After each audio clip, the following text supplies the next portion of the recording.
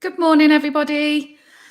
Welcome to my lockdown storytelling session. It's Friday, yay. So last reading session of the week. So for those of you who haven't joined me on any other mornings this week, we're about halfway through reading Calm the F Down by Sarah Knight. It's a lovely self-help book with lots of humour thrown in as well. And just really helping you how to deal with those stresses and worries and anxieties that go on in a lot of our heads and in a lot of our lives, especially at the moment. So I'm going to carry on from where we left off yesterday. So get yourselves comfy and off we go. Triage. Prioritizing is at the core of all the advice I give for determining what you give a damn about, for getting your shit together, and for calming the F down. Dealing with it is more of the same. Triage is just a fancy word for prioritizing. I like to mix it up every once in a while and create a sense of drama for my readers. You've probably heard them talk about triaging on Grey's Anatomy. And like any emergency room, only has so many beds to go around, and it staffs so many hands with which to compress chests, dispense morphine, and change bedpans. You only have so many resources to devote to your personal emergencies. You need to learn to do mental triage, so you'll be prepared to deal when a total shitstorm blows through the swinging doors of your mental ER with little or no warning. I gave you a taste with the case of the stolen backpack.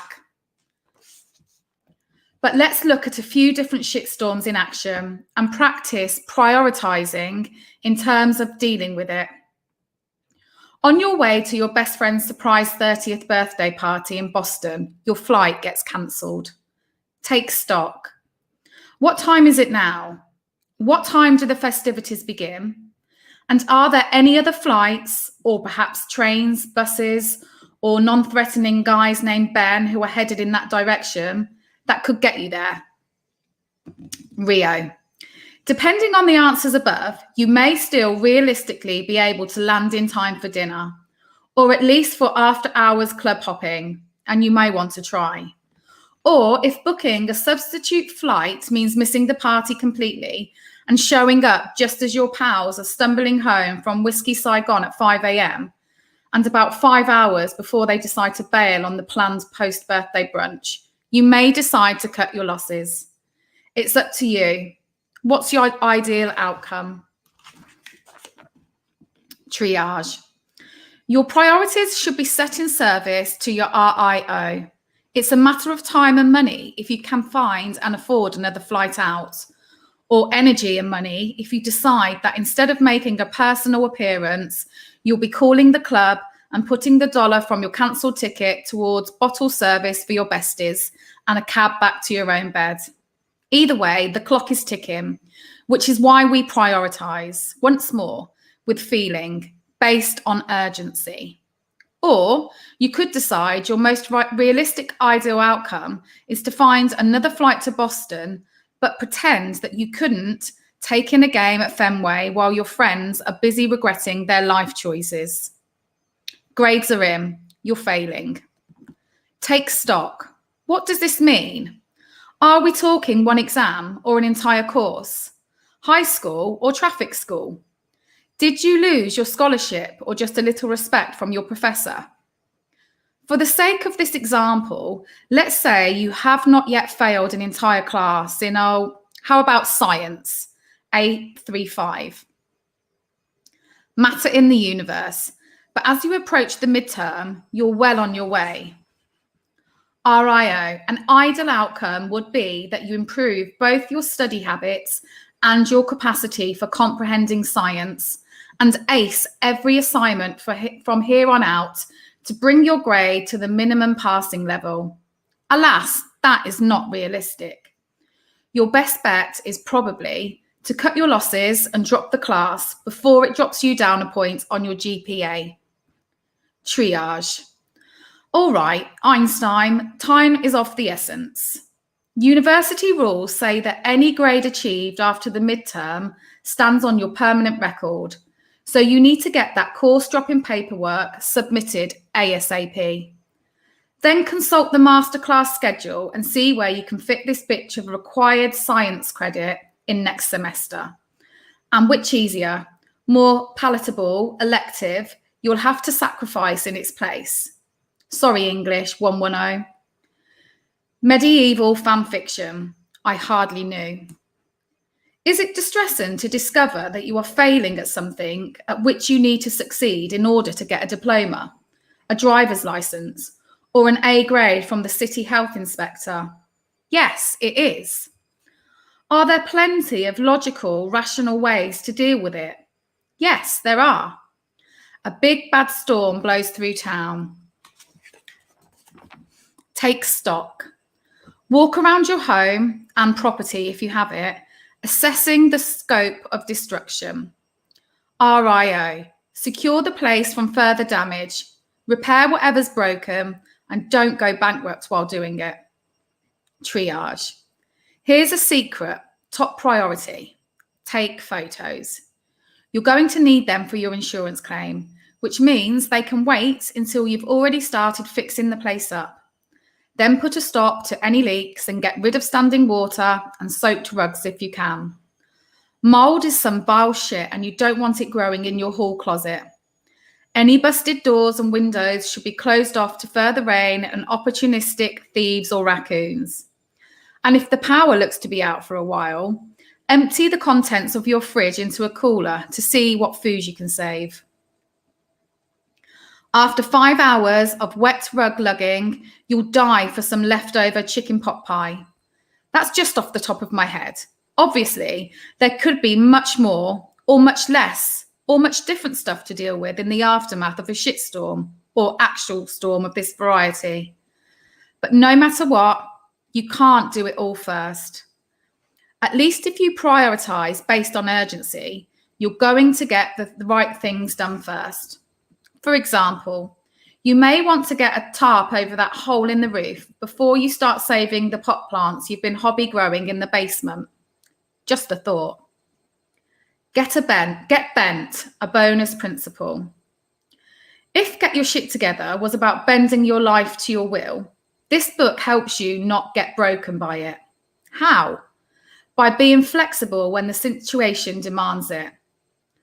When shit happens, e.g. sudden monsoon rains, absentee roof guys, early AM spider wrangling, it puts a minor to major dent in your plans.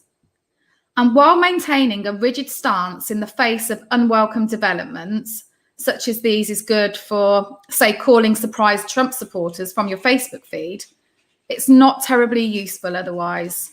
You've got to be flexible. I'm not talking about touching your nose to your hamstring, although that is impressive and the Logicats would surely approve. No, it's not so much contouring like a cat as it is thinking like one. As an example, when my Gladys discovers that the terrace is crowded with humans and therefore feels she cannot eat her dinner in peace and at the stroke of 5 as she is accustomed, she saunters over to the side of the house and waits for clearance, grabs a snack lizard to tide her over. Gladys is no dummy. She's not going to meow, F this shit, and foolishly strike out for parts unknown just because her schedule got thrown off a little bit. She knows there are other ways to get food.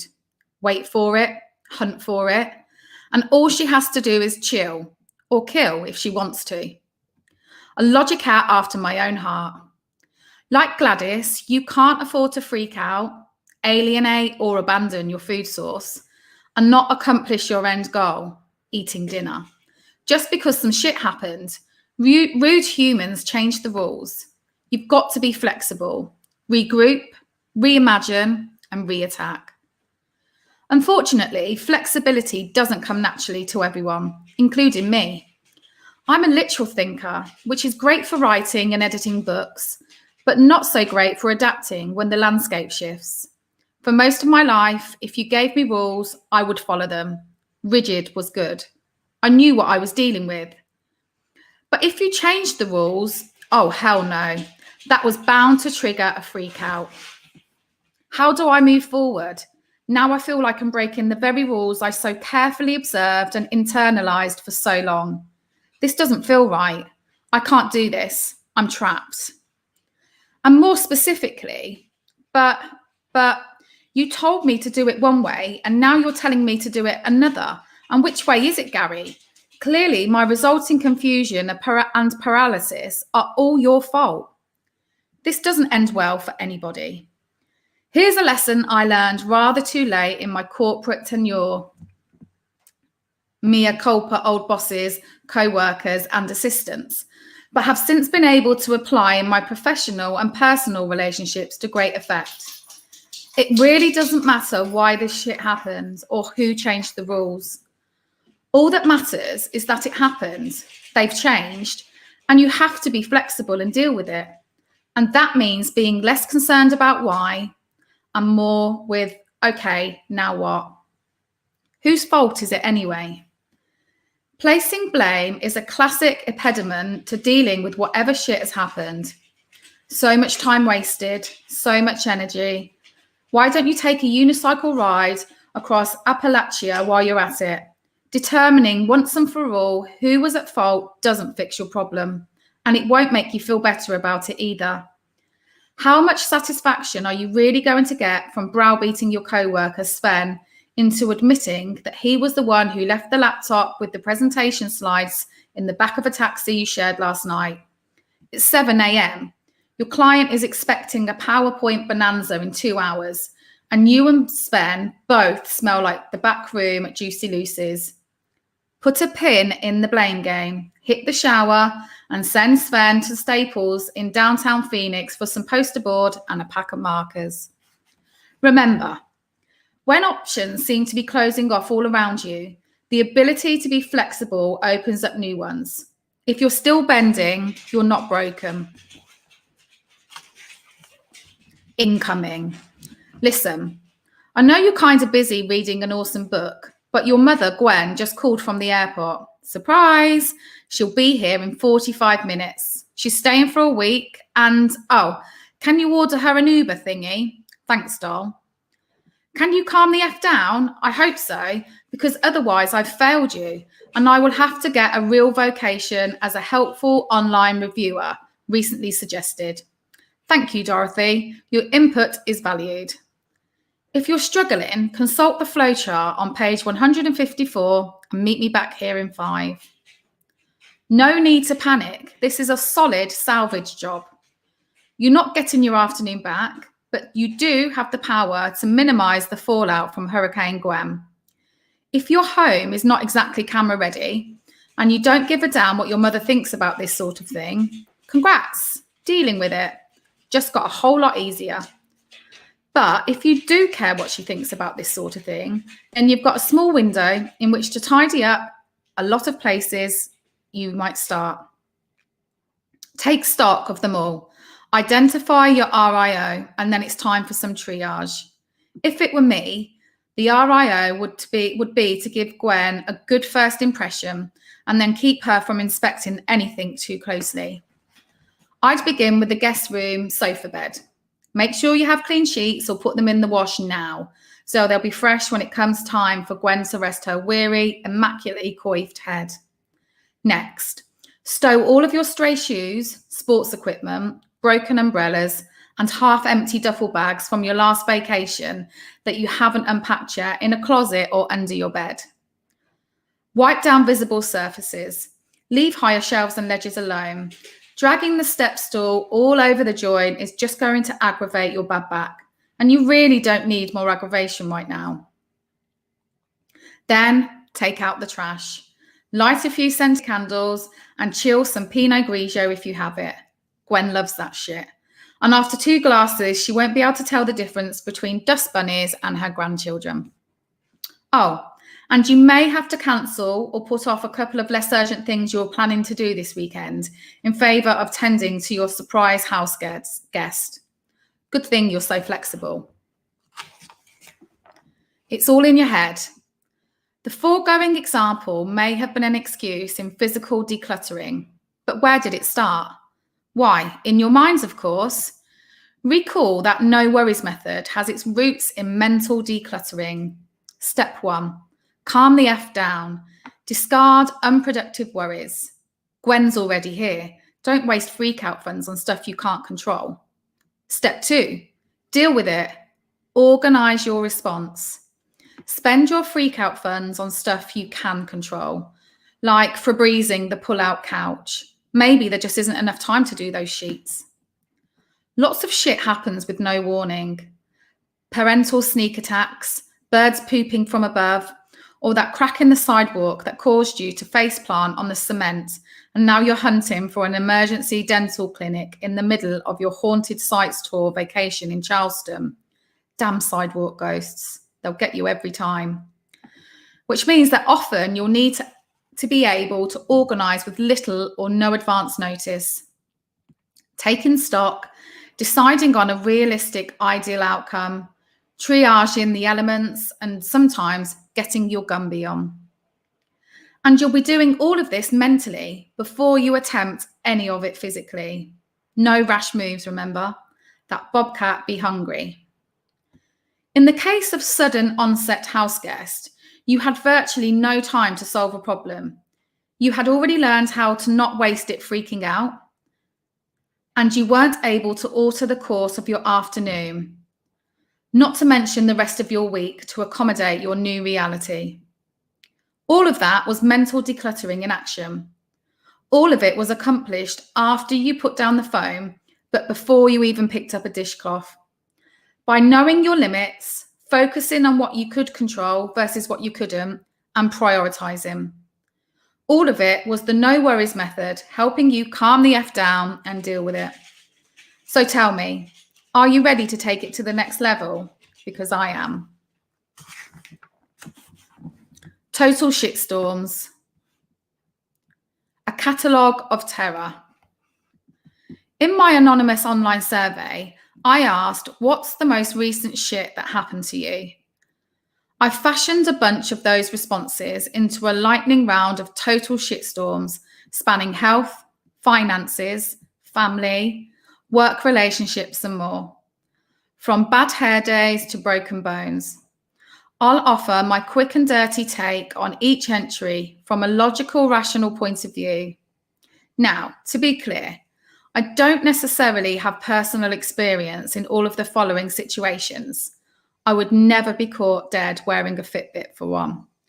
But if my methods are sound, that shouldn't matter.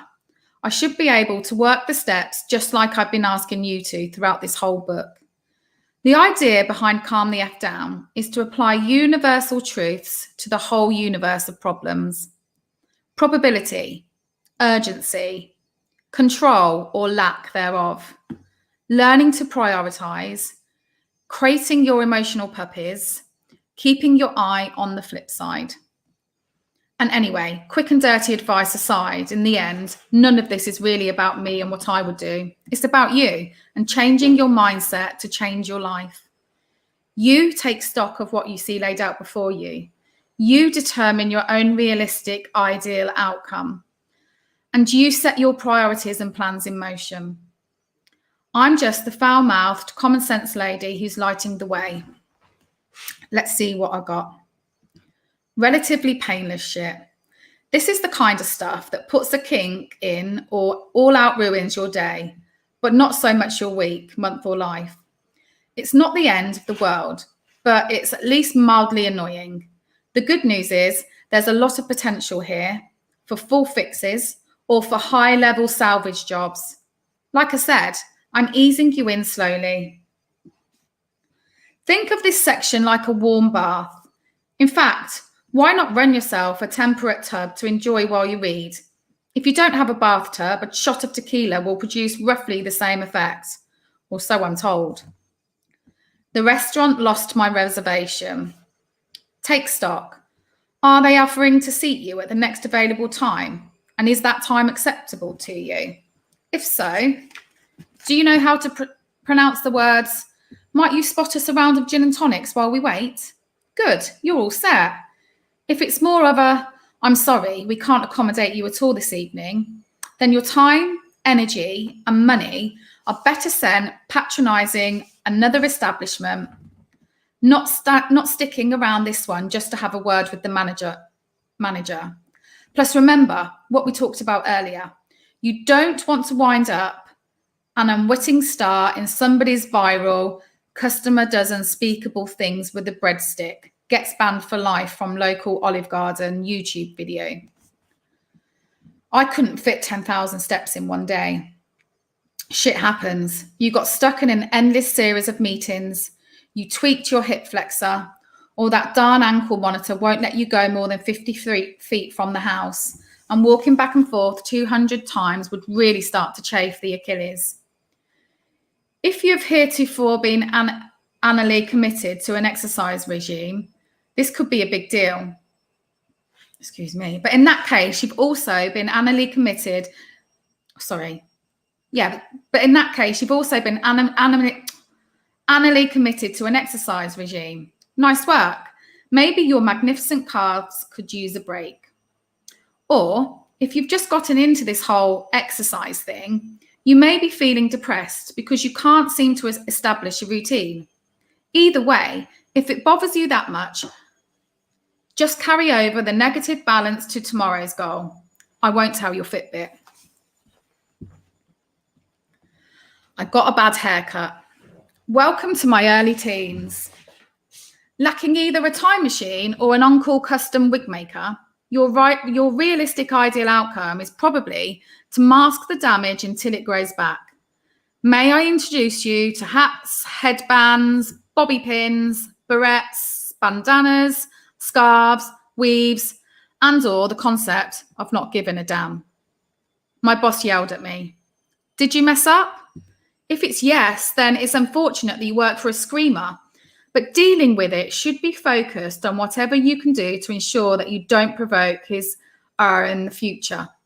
If you did not deserve it and you're gunning for total vindication, first assess what type of boss he is and the person to change his mind and apologise when calmly presented with evidence of his miscalculations. If you determine that he's not this type of person, then I refer you back to page 115, Plot Your Revenge. That will calm you down and enable you to organise your response, maybe in the form of a complaint to HR, or a letter of resignation, or just carrying your revenge plot. Totally worth it. I went trampolining and the next day my body hurt so bad I legit could not move. Well, this is a pickle. Much like a soldier who parachutes behind enemy lines, gets tangled in her gear and breaks a few non-negotiable bones, it's time for you to draw on the fourth fund and call in reinforcements. In this case, dealing with it means getting someone else to help you deal with it, possibly in the form of a burly pal who can carry you to the car and drive you to the chiropractor. On the bright side, you probably got those 10,000 steps in. I sent a work email to more than 100 people and forgot to use BCC. Ladies and gentlemen, forget the inventor of the Vuvuzela. We have found the world's biggest asshole. No, I'm sorry, that was a joke. I'm not being fair. You do at least seem to understand the concept of BCC, so I'll give you a pass here. We all make mistakes. There are two paths forward. One, you could send another email to the same list, BCC'd this time, of course, apologising and begging people not to reply all to the original. Although in my experience, by this point, the 7 people in your office who are clueless enough to reply all will have done so already. 2, you could sit quietly at your desk and think about what you've done. Up to you. I shat my pants as an adult. Ouch. One hopes that as an adult, you also have the wherewithal to get cleaned up, dispose of your befouled undergarments, and if necessary, tie a sweater around your waist and head on down to Old Navy for a new pair of car keys. Oh well, at least you didn't fail to BCC more than 100 people on a work email. The printer isn't working. This one, again, straight from the survey. Reminds me of my very first day at my very first job as an editorial assistant in New York City. It was 10:30 a.m. and the big scary boss of my boss asked me to photocopy something and return the copies to her before 11. And it was then that I became acquainted with the Xerox machine from hell. It beeped, it jammed, it stapled indiscriminately, it jammed some more. As I was standing in the Xerox room, contemplating whether it was better to confess to the big boss that I, a recent college graduate, could not operate a copy machine, or to tender my immediate resignation, another assistant took pity on me and showed me where the better copier was located. Anyway, what I'm saying is, there's probably another printer you could use, though I also consigned the actions of the anonymous survey taker whose response to this problem was, on our LAN network, I renamed it Little Fuck Box. Sorry. I drank too much at the office Christmas party and, well, I don't remember. Easy there, Tiger. Crack open an ice gold Gatorade and listen to me close. Nobody else remembers either. And if they do, the best way to deal with this is to pretend nothing happened, and in doing so, cultivate an air of mystery, even more intriguing than your nogged-up karaoke rendition of Shape of You. Then use the next office shindig as an opportunity to get your nemesis blind drunk and pass the torch. Tedious shit. Here we have your mid to high level annoying, unexpected and unwelcome shit. It's poised to cramp your style for the foreseeable future. It's going to take more time, energy and or money to recover from. And the full fixes will be fewer and further between. Luckily, if you've conserved a goodly amount of freak-out funds, calming the F down in a timely, low-impact fashion, as per my instructions in part 2, you'll be well situated to deal with it.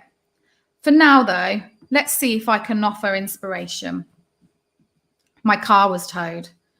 Depending on how soon you need your wheels back, you may have to shuffle a few items on the old calendar and maybe even drain the old vacation fund or max out the old credit card to get it out of hock.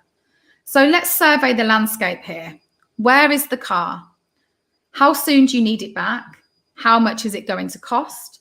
And in terms of outcome, would you ideally prefer to get it back sooner with greater adverse impact on your schedule, or at a more convenient time, but accumulating additional fines per day? Triage accordingly. I found out that I owe back taxes to the government. Without knowing the details of your particular situation, I'm confident that the 3 principles of dealing with it will apply. Take stock. How much do you owe? By when are you supposed to pay it off? Is that timetable realistic? Yes or no? If you have the money now, just write the check and be done with it. It will hurt, but not as much as the $100,000 fine and up to 5 years in prison. If you don't have the means with which to settle your debt on a tight deadline, there's always a payment plan. If you're never going to have those means, it may be time to consult a tax lawyer, or Google if you can't afford a lawyer either, and figure out your best next move. Triage that shit and stop hemorrhaging the late fees. Right, I'm going to stop there for today. Almost half an hour up. I hope you all enjoyed that this morning. So that is my last reading session of the week. And yeah, we'll carry on next week. So enjoy your morning. I'll be back online in a bit. We've got tea and toast coming up in about half an hour with Luke and myself. So hopefully I'll see you then. If not, have a great weekend and I will see you all next week. Bye.